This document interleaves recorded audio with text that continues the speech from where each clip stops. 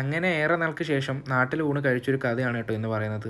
ഞാനിങ്ങനെ നോർത്ത് ഇന്ത്യയിൽ വന്നതിന് ശേഷം ആദ്യമായിട്ടാണ് കേരള ഫുഡ് ഓർഡർ ചെയ്ത് കഴിക്കുന്നത്. ഇവിടെ ഒരു നേഴ്സ് ചേട്ടൻ നടത്തുന്ന സംരംഭമാണ് കേട്ടോ.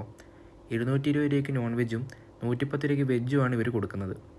ഞാൻ വാങ്ങിയത് നോൺ വെജ് ആയതുകൊണ്ട് തന്നെ എൻ്റെ കിറ്റിൽ മോരും ചൂരക്കറിയും പപ്പടവും അച്ചാറും ചമ്മന്തിയൊക്കെ ഉണ്ടായിരുന്നു.